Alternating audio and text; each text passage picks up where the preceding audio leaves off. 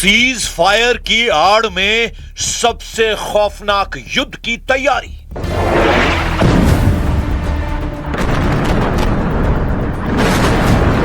लगभग 40 दिन के युद्ध के बाद जिस तरह से अमेरिका ने ईरान के साथ 14 दिन का सीज फायर किया है, असल में वो 14 दिन का सीज फायर से ज्यादा रिचार्ज युद्ध की तैयारी साबित हो रही है। दावा किया जा रहा है कि सीज फायर के ऐलान के लगभग 10 घंटे के अंदर ही ईरान की तेल रिफाइनरी और सीरी द्वीप पर हमला करके अमेरिका और इजराइल ने एक तरह से सीज फायर तोड़ दिया है। खुद ईरान ने आरोप लगाया है कि सीज फायर के बाद अमेरिका और इजराइल ने ईरान के ठिकानों पर हमला किया है। दावा तो यहां तक किया गया है कि ईरान ने पलटवार करते हुए सऊदी अरब, बहरीन, यूएई और इजराइल के ऊपर भी मिसाइल और ड्रोन से हमले किए हैं। हम आपको दिखाने जा रहे हैं कि कैसे 40 दिन से ईरान युद्ध अमेरिका और इजराइल के लिए नासूर बन चुका है और क्यों अमेरिका ईरान के यूरेनियम को छीनते छीनते यू टर्न मारकर वापस भागने को मजबूर हुआ है। हैरान करने वाली बात तो यह है कि इस सीज फायर का सबसे ज्यादा नुकसान अमेरिका और इजराइल को ही रणनीतिक रूप से होता दिख रहा है, क्योंकि अभी भी ईरान का यूरेनियम बचा हुआ है। अभी भी ईरान का पूरा कंट्रोल स्ट्रेट ऑफ हॉर्मुज पर बना हुआ है। अभी भी ईरान की मिसाइल पावर जबरदस्त तरीके से पलटवार कर रही है। 14 दिन का सीज फायर नहीं, 14 दिन का रिचार्ज युद्ध शुरू।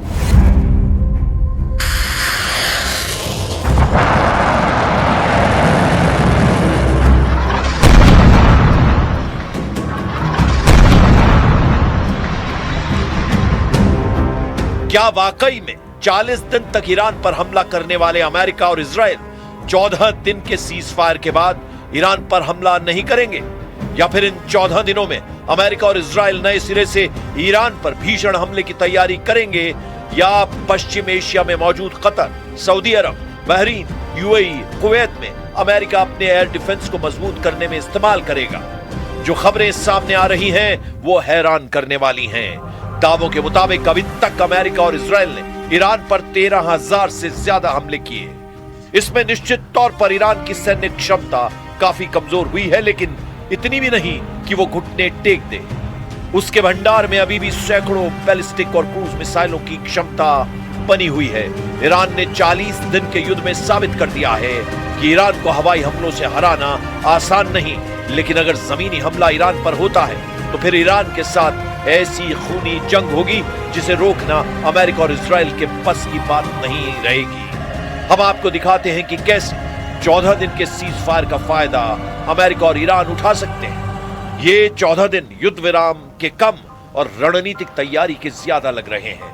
वर्तमान खुफिया रिपोर्टों और अंतरराष्ट्रीय मीडिया जैसे CSIS और ISW की रिपोर्ट के मुताबिक ईरान की नई युद्ध रणनीति और उसके अगले संभावित कदम कुछ इस तरह हो सकते हैं।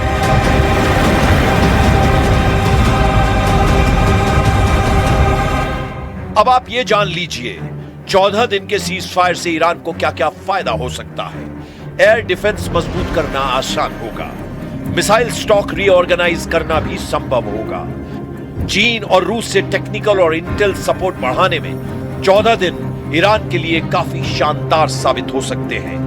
वहीं अमेरिका और इजराइल के लिए भी 14 दिन का सीज फायर रिचार्ज युद्ध साबित हो सकता है। ईरान पर अगली स्ट्राइक लिस्ट तैयार करना आसान होगा, टारगेटिंग और इंटेल अपडेट करना आसान होगा, क्षेत्र में सैन्य पोजीशन मजबूत करना जैसे हॉर्मुज में मौजूदगी आसान हो जाएगी। वहीं ईरान अपनी बची हुई मिसाइलों को स्थायी ठिकानों की बजाय ट्रकों और मोबाइल लॉन्चर्स पर शिफ्ट कर रहा है। इससे इजरायली उपग्रहों के लिए उन्हें ट्रैक करना मुश्किल हो जाएगा।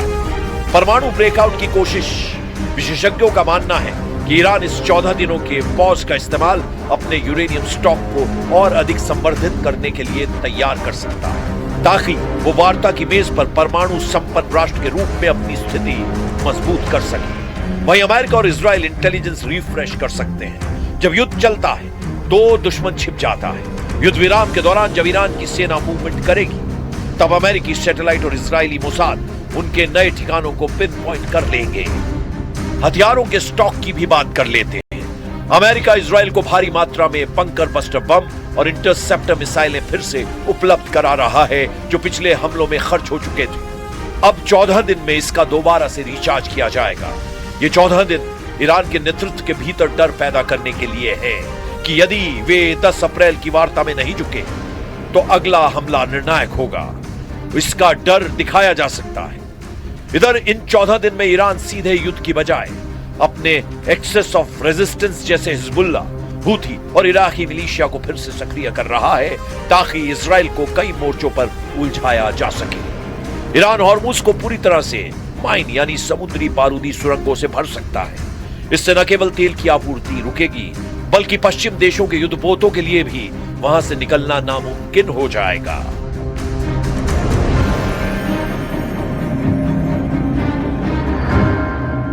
President Trump forged this moment. Iran begged for this ceasefire, and we all know it.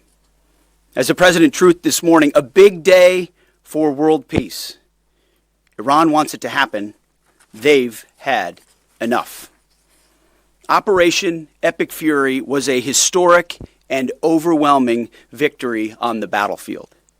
A capital V military victory. By any measure, Epic Fury decimated Iran's military and rendered it combat ineffective for years to come.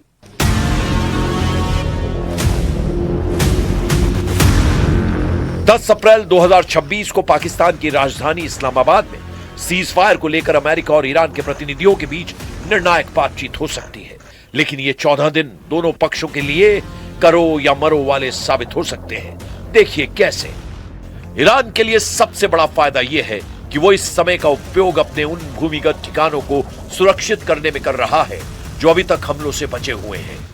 अगर Iran को लगता है कि उसकी सत्ता खतरे में है, तो वो सैमसन ऑप्शन यानी सब कुछ दांव पर लगा देना अपना सकता है, जिसमें वो अपने पास मौजूद हर घातक हथियार का उपयोग एक आखिरी हमले के रूप में कर सकता है। ईरान अपनी मिसाइलों को फिर से रीलोड करेगा और कमांड सेंटरों को जमीन के और गहरे हिस्सों में ले जाएगा, जबकि अमेरिका और इजराइल रीसप्लाई यानी हथियारों की आपूर्ति करेंगे और ईरान की हर हलचल पर पैनी नजर रखेंगे, ताकि 15वें दिन यदि हमला करना पड़ गया तो वे ईरान के नए ठिकाने को जानते हों।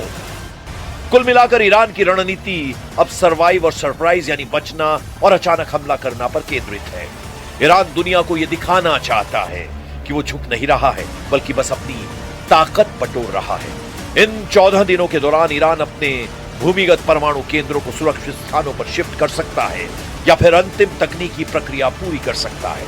अगर 14 दिनों बाद वार्ता विफल होती है तो ईरान दुनिया के सामने यह कह पाएगा कि उसने शांति की कोशिशें की, लेकिन अमेरिका की शर्तें परमाणु कार्यक्रम का पूर्ण उसकी संप्रभुता के खिलाफ थी। संभव है कि 10 अप्रैल के बाद चीन और रूस मिलकर ईरान के लिए एक नया सुरक्षा ढांचा पेश करें जो अमेरिकी वर्चस्व को चुनौती देगा। We are not putting any trust on the other side, so our military forces are keeping their preparedness, they are keeping their vigilance to react to any scenario.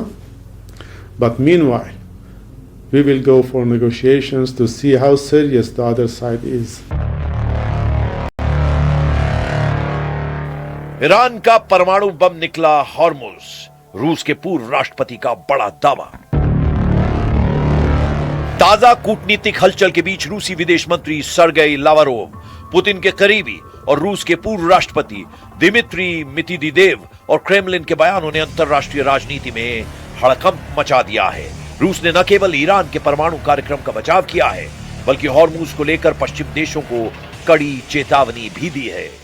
रूस के सुरक्षा परिषद के उपाध्यक्ष और पूर्व राष्ट्रपति दिमित्री मेदवेदेव ने स्ट्रेट ऑफ हॉर्मुज को ईरान का ऐसा परमाणु हथियार बताया है जिसे सुनकर अमेरिका और इजराइल को जबरदस्त मिर्ची लग गई है।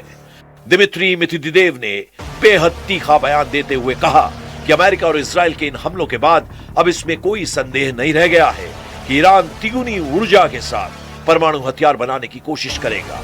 उनका तर्क है कि जब किसी देश के अस्तित्व पर संकट आता है तो वो आत्मरक्षा के लिए चरम कदम उठाता है।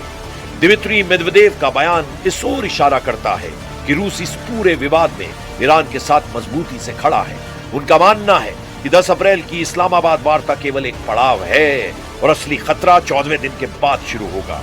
उनके इन बयानों ने पश्चिम देशों, खासकर अमेरिका के भीतर एक नई बहस छेड़ दी है कि क्या रूस इस युद्ध विराम के दौरान ईरान को गुप्त रूप से सैन्य सहायता S-400 आदि पहुंचा रहा है। रूसी विदेश मंत्रालय ने स्पष्ट रूप से कहा है कि ईरान के परमाणु केंद्रों पर अमेरिकी और इजरायली हमले अवैध हैं, विनाशकारी हैं और रूस इसे बर्दाश्त नहीं करेगा। रूस ने चेतावनी दी है कि यदि ईरान के परमाणु ठिकानों पर हमले नहीं रुके तो ये पूरे यूरेशिया क्षेत्र के लिए परमाणु विकिरण का खतरा पैदा कर सकता है। रूस ने चेतावनी दी है कि यदि हॉर्मुज को सैन्य बल से नियंत्रित करने की कोशिश की गई तो ये वैश्विक तेल और गैस बाजारों में असंतुलन का महाविस्फोट होगा। रूसी बयानों के बाद अमेरिका और इजरायल में हड़कंप मचा हुआ है। रिपोर्ट्स में दावा किया गया है कि रूस ने ईरान को गोपनीय तरीके से उन्नत सैन्य उपकरण और S-400 मिसाइल डिफेंस सिस्टम की तकनीक मुहैया कराई है। रूस के विदेश मंत्री सर्गेई लावारोव के बयान से संकेत मिलता है कि रूस इन 14 दिनों के युद्ध विराम का उपयोग ईरान की रक्षा प्रणाली को मजबूत करने में कर सकता है। कुल मिलाकर देखना होगा कि अगले 14 दिन तक क्या सीज फायर टिक पाएगा, क्योंकि ईरान का दावा है कि सीज फायर के ऐलान के 10 घंटे के अंदर ही उस पर हमला हुआ है। अब देखना होगा कि ईरान आगे कैसा और क्या फैसला लेता है।